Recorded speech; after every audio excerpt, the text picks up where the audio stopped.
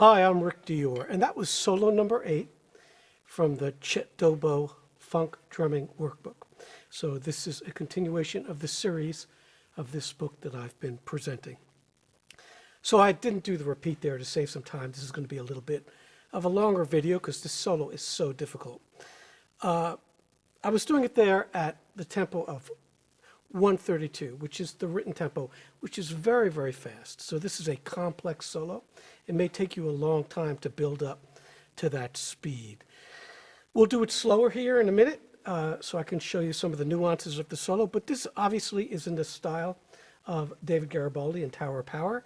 You can listen to a lot of those old records, In the Slot, Back to Oakland, all that stuff, and you'll hear all this kind of drumming.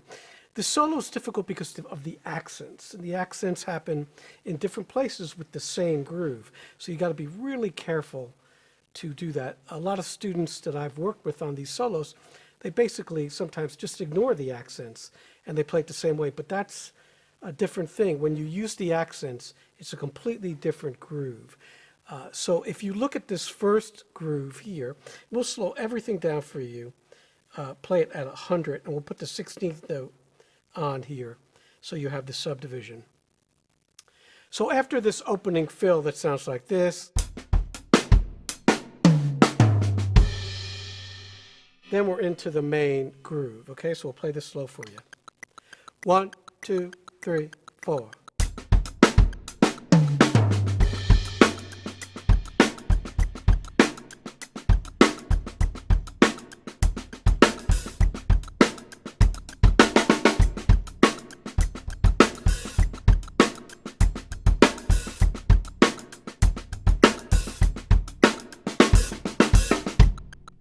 All right, and I'm playing with a slight, very, very slight bounce there to help the groove out. At a slower tempo, these solos sound great with a little bit of bounce to it. But when you play it faster, just like when you play jazz, that's the triplet at a slower tempo. When you play faster, it straightens out. So the same thing goes for this kind of thing.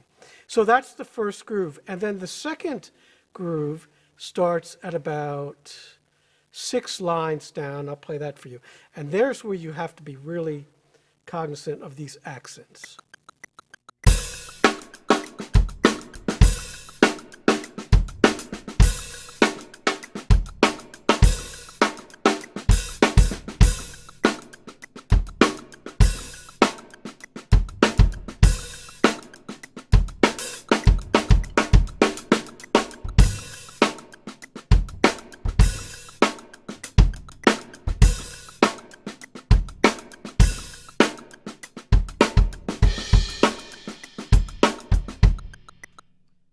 Now you'll notice I'm doing mostly rim shots there. And a little bit of a varying sound is fine. I've switched up snare drums for this video. I'm using the David Garibaldi snare drum. Just a great drum. It's kind of a piccolo snare that's brass. It's coated with this blue coating, very distinctive. They don't make them anymore, but I do see them for sale every once in a while. I was thinking about selling this one. I might. I have 2 of them. So, but these are great drums for funk, obviously, because one of the masters of funk played on it, and it was his signature drum for many years. So those rim shots are going to be right here on the stick.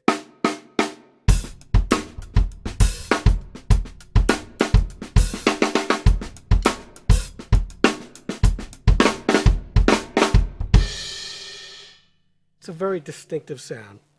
So you saw in my little demo that I was playing the same groove, but the accents in different places. So once again, the 6th line,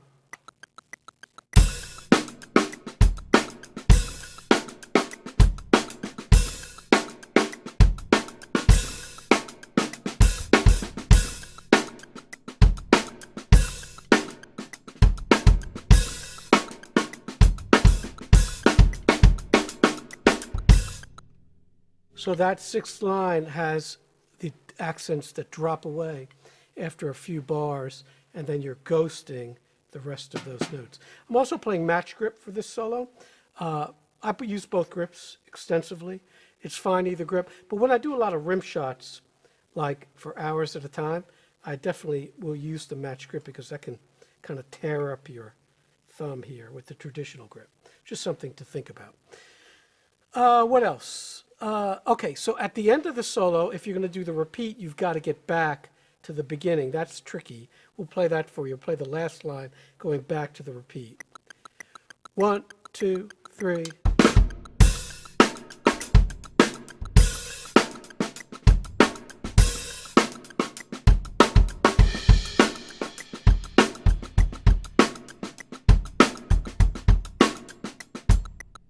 So getting back, you're going to want to practice that cycle.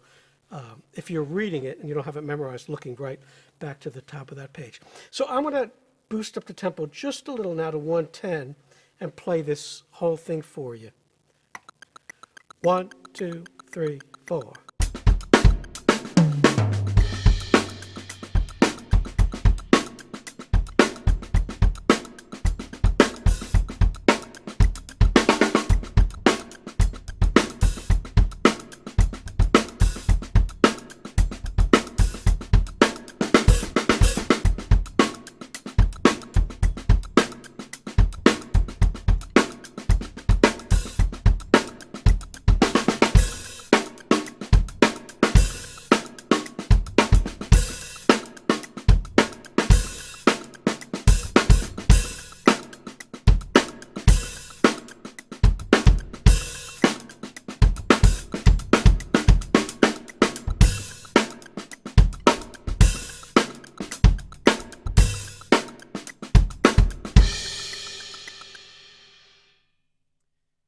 So let's take a minute here and just talk about these hi-hat rhythms. It's very important to have a lot of nuance on the hi-hat.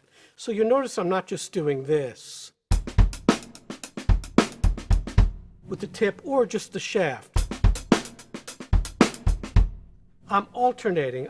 The hi-hat sounds like this.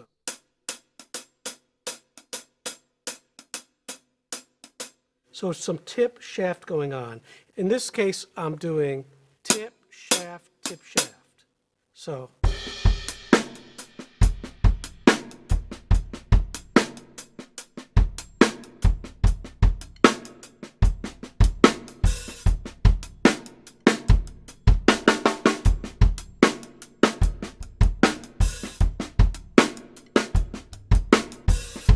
And I'm over-exaggerating there, but you get the idea. So it's much more musical and nuanced to do those different kinds of sounds. And remember, the hi-hat is light.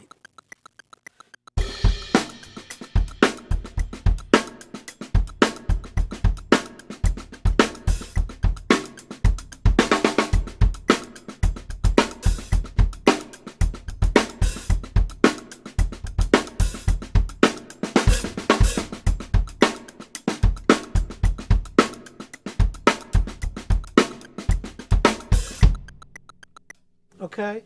So when you're doing this really, really fast at the crazy tempo, I always thought this might be a mistake doing it that fast, but it's not. It's just hard to do it this fast. 1, 2, 3, 4.